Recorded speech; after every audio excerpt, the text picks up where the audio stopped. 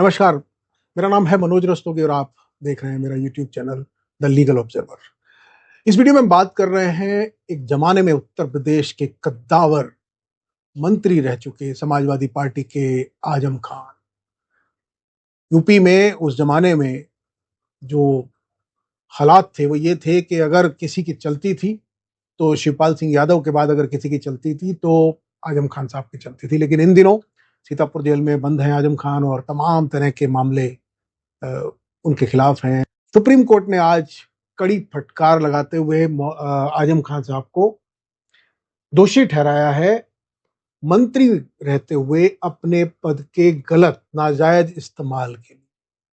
आजम खान साहब को शायरी का बड़ा शौक है, उनका जो अंदाजे गुफ्तगू है वो भी बड़ा यूनिक है और तेवर तो उनके आप जानते ही हैं कि किस तरह के रहे हैं। जो लोग यूपी में हैं उन्हें मालूम है कि आजम खान की हैसियत किस तरह की रही है। मुसलमानों के एक छत्र नेता के तौर पर समाजवादी पार्टी में उनकी हैसियत रही है और आजम खान साहब की जब बोलती थी तो तूती बोलती थी उत्तर प्रदेश में। लेकिन इन दिनों अब कानून तो कानून है, सबके लिए बराबर है। तो सुप्रीम कोर्ट में आज ये जो मामला था ये था उनकी जो गौहर यूनिवर्सिटी है, तो रामपुर में आजम खान साहब की मौलाना गौहर यूनिवर्सिटी है। बड़ी सारी एजुकेशनल इंस्टीट्यूशंस हैं उनके, वहाँ ट्रस्ट है, उनकी फैमिली ट्रस्ट है। उसी ट्रस्ट के अंदर एक जमीन है जिस जमीन की लीज उनकी कैंसिल कर दी गई थी। यूपी में जो योगी सरकार है उसने 2023 मार्च में 18 मार्च को जमीन कैंसिल कर दी है। इलाहाबाद हाई कोर्ट में गए और हाई कोर्ट ने भी उत्तर प्रदेश सरकार के उस फैसले को सही ठहराया।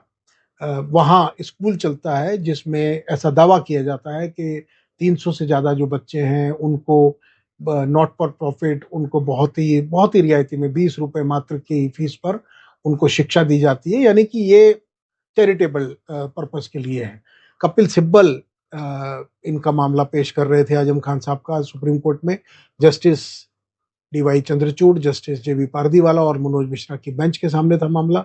लेकिन बेंच ने न केवल इस फैसले में दखल देने से इनकार किया बल्कि साथ ही ये भी स्पष्ट कर दिया कि जो दस्तावेज हैं, जो उसमें चीजें लिखी हुई हैं, जो रिकॉर्ड है, यानी जो सबूत उनके सामने या जो रिकॉर्ड है, उसके मुताबिक चंद्रचूड़ साहब ने कहा कि सिब्बल साहब ये बिल्कुल स्पष्ट है कि आजम खान साहब को जब ये जमीन दी गई उस समय वो कैबिनेट मिनिस्टर थे, उनके पास माइनॉरिटी डिपार्टमेंट था, उनके पास अर्बन डेवलपमेंट डिपार्टमेंट था और जिस ट्रस्ट को दी गई ये इनका फैमिली ट्रस्ट है जिसके ये खुद लाइफ टाइम मेंबर है। तो इनके फैमिली ट्रस्ट, बाकी भी जो ट्रस्टी हैं वो इनके फैमिली के ही लोग हैं।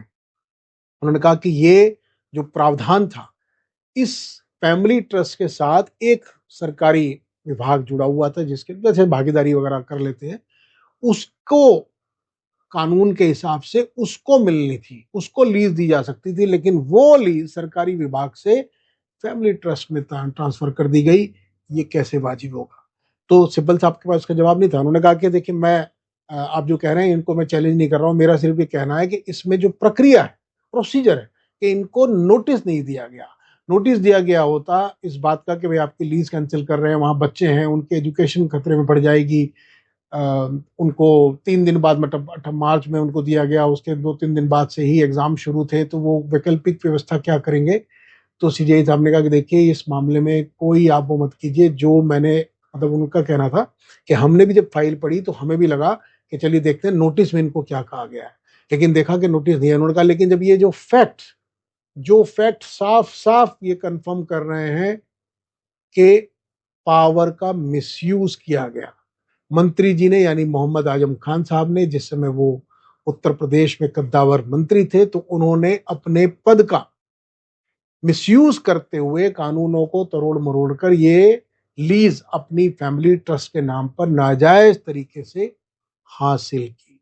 इसलिए इस मामले में नोटिस दिया गया या नहीं दिया गया ये बहुत मामूली बात है, ये सीजेआई साहब का वर्ड है। उन्होंने कहा इसलिए इसमें कोई दलील काम नहीं करेगी, हम इसमें दखलंदाजी नहीं करेंगे, आप इसको यहीं छोड़ दीजिए, बिकॉज इसमें बहुत सारी ऐसी बातें हैं कि हम कहेंगे तो आपके क्लाइंट के लिए और मुश्किल होगी। लेकिन सीजेआई साहब ने एक बात कही कि आप, कपिल सिब्बल साहब ने जो 300 बच्चों के एजुकेशन की बात, उन्होंने जो मसला उठाया, उन्होंने कहा उसके लिए हम राज्य सरकार को, संबंधित जो भी सचिव है विभाग के, जो भी कॉम्पिटेंट अथॉरिटी है, उसको कहेंगे कि वो देखे कि किसी भी बच्चे की एजुकेशन में रुकावट ना आए, उसमें कोई गैप ना आए, उन्हें ऐसा ना हो कि वो अपनी पढ़ाई से या एग्जाम वगैरह देने से वंचित हो जाएं। उसका माकूल इंतजाम, उसका सही इंतजाम राज्य सरकार को करना होगा। लेकिन ये जो जमीन का पट्टा खारिज करने का फैसला है राज्य सरकार का, ये वाजिब है, बिल्कुल ठीक है। और उसके बाद हाई कोर्ट ने, इलाहाबाद हाई कोर्ट ने भी अगर उनकी याचिका ठुकराई है तो सही बात की है, और हम भी इसमें दखल नहीं देंगे। तो ये तो खैर अच्छी बात है। काश के बाकी भी जो मामले हैं उसमें भी कानूनों का इसी तरीके से पालन हो। अब बहुत सारे ऐसे मामले आते हैं, खास तौर पे जब आपको अपोजिशन में दूसरी सरकारें आती हैं तब ये मामले आते हैं। अभी कर्नाटका में भी कई मामले हैं, खड़गे साहब का है, उनके ट्रस्ट को जमीन मिली थी, उनके बेटे राहुल खड़गे ने वापस कर दी है एरोस्पेस वगैरह के लिए बंगलोर में। जो सिद्धारमैया जी हैं उन पे मुडा के इसी तरह के जमीन घोटाले का मामला चल रहा है, जिसमें दोनों पक्ष मतलब जिन लोगों ने उन पर मुकदमेबाजी शुरू की है, राज्यपाल ने उनको परमिशन दे दी है जांच के लिए, एफआईआर वगैरह भी हो गई है। अब उसको हाई कोर्ट में चुनौती दी गई है, टेम्पररी रिलीफ अभी उनको मिला है सिद्धारमैया जी को। और इस तरह के मामले अगर आप देखेंगे तो देश भर में बिखरे पड़े हैं। लेकिन ये आते तभी हैं सामने जब सरकारें बदल जाती हैं, उसके बाद ही ये मामले जो हैं पॉलिटिकल, आप कहिए बदला कहिए, रंजिश कहिए, या हिसाब बराबर करने की कवायद कीजिए कहिए, उसी के चलते ये सामने आते हैं।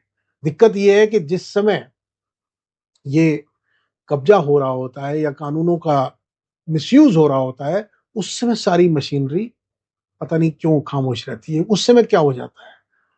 तो ये बदलाव तो तब होना चाहिए ना, वरना आप सोचिए कि कितने सालों के बाद मामले पहुंचते हैं और कितने परसेंट पहुंचते हैं। अदरवाइज तो राजनीतिक जो फ्रेटर्निटी है उसमें तो एक पेशेगत आप कहिए कि भाईचारा है कि भाई तुम मेरी बात मत उठाओ, मैं तुम्हारी बात नहीं उठाऊंगा।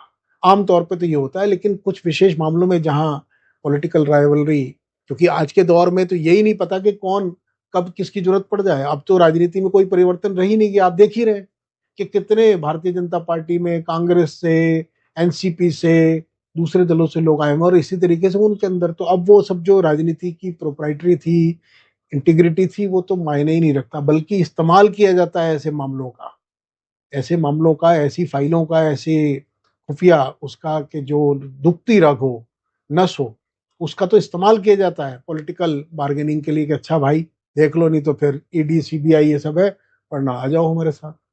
यही सब चल रहा है। तो इस वीडियो में इतना ही। आप इस बारे में क्या राय रखते हैं, आप क्या कहना चाहेंगे, हमें अपनी राय से अवगत कराइए, और लीगल ऑब्जर्वर को तत्काल सब्सक्राइब कीजिए। हमें आपके प्रोत्साहन की भारी आवश्यकता है। हमारी वीडियोस को शेयर कीजिए, डिस्ट्रीब्यूट कीजिए। यदि आपको हमारा कंटेंट अच्छा लगता हो, हमारी कोशिश है कि देश का हर नागरिक कानून की जो जटिल से जटिल शब्दावली है या प्रणाली है या प्रोसेस है, उसके बारे में सहज और आम और तथ्यपरक ऑब्जेक्टिव तरीके से जाने, कानून माने। नमस्कार।